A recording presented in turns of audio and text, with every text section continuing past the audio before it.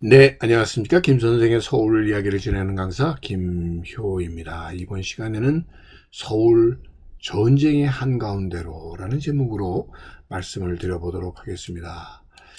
자, 여러분들이 1950년 6월 25일 새벽 북한군의 야포가 남쪽을 향해 일제히 불을 품면서 바로 6.25 전쟁이 시작되었던지 올해가 바로 이 73주년이나 되는 해입니다.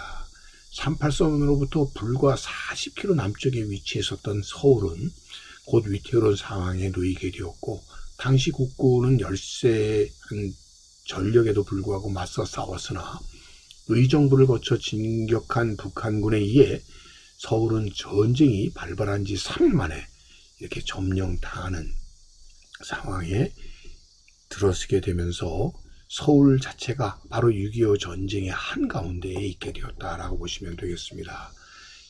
바로 5년 전에 1945년 8월 6일 히로시마 원폭투하 이틀 뒤에 소련의 대일선전 보고와 참전이 이루어지게 됩니다.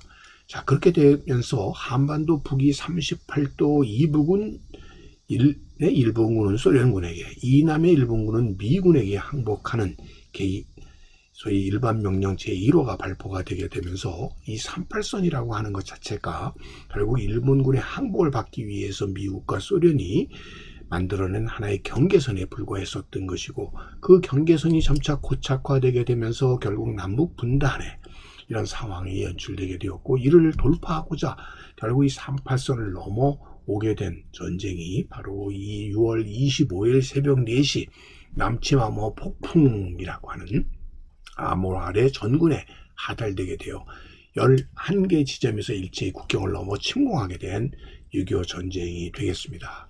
이 당시의 부대 병력에서도 북한에 비해서 수적인 열세가 있기도 했지만, 또 주요 장비에서 가장 눈에 띄는 것이 당시 전차가 남한에는 한 대도 없었다라고 하는 사실이었죠. 그러다 보니까 당시 무려 242대에 달하는 T-34-85 신형 탱크를 앞세웠던 남침 아래에서 우리는 무방비 상태로 당할 수밖에 없었다라고 볼 수가 있겠습니다.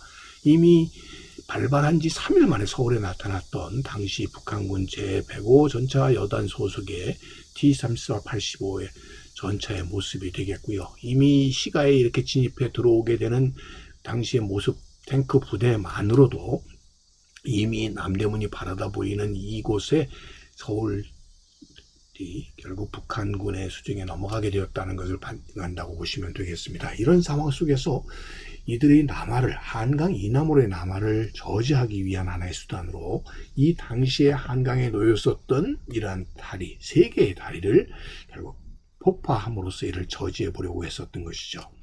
당시에 이 항공 촬영 사진을 보게 되면 한강 철교와 한강대교 그리고 광진교가 한강에 놓였었던 3개의 다리였고요. 이를 북한군의 남하를 막기 위해서 한강다리를 폭파하게 되었던 것이죠. 당시 서울을 사수한다는 정부의 약속만을 믿고 있었던 서울 시민들의 입장에서는 무방비 상태에 놓인 도시에 고립되는 상황이 되게 되었고요. 적치하에서 극도의 불안과 공포, 정말 고통을 겪을 수밖에 없었다라고 보시면 되겠습니다.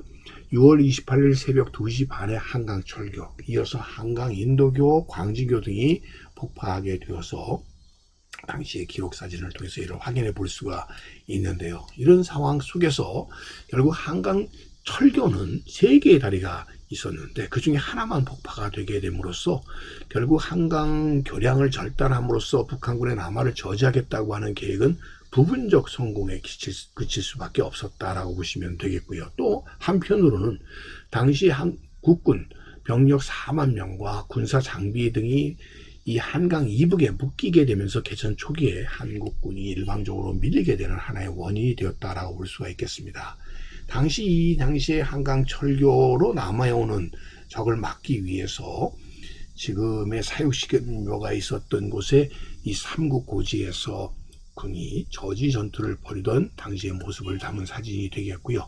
이런 한강 방어선 전투에 의해서 근 일주일간 한강을 교두보로 삼아서 북한군의 저지를 막을 수 있긴 했습니다만, 결국 한강 철교를 복구하고 북한군이 남하에 오면서 결국 이들이 이런 한강 다리를 폭파하는 것으로 이를 막으려고 했었던 것 자체가 수포로 돌아가지 않았나 싶습니다. 그런 의미에서 오늘날 이 삼국고지가 있었던 사육신묘에서 내려다보는 이런 한강 철교의 모습을 바라볼 때라든지 또 전철 등을 타고 한강 철교를 건너서 한강 남북을 건너 다닐 때마다 늘 잊지 못하게 되는 것은 바로 이것이 계기가 되어서 한강 다리의 폭파 이후로 3년 동안이나 계속되었었던 이 전쟁의 아픔을 통해서 이루어졌었던 엄청난 피해, 그런 피해들이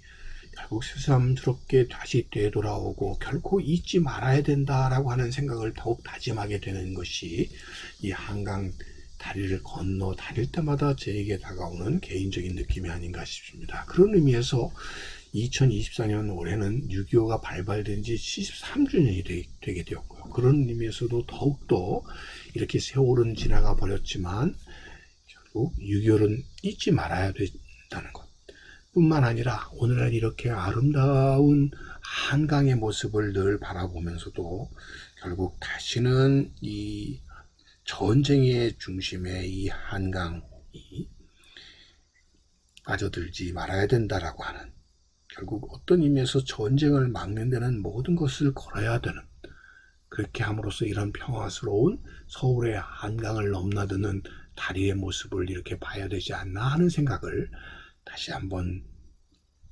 다짐해 보면서 다시는 6.25와 같은 전쟁이 일어나지 않아야 되지 않나 하는 것을 늘 되새기는 오늘날의 한강의 모습이 아닌가 싶어서 오늘도 꽃밭을 가꾸는 김 선생이 여러분들과 함께 그런 마음을 공유해 봅니다.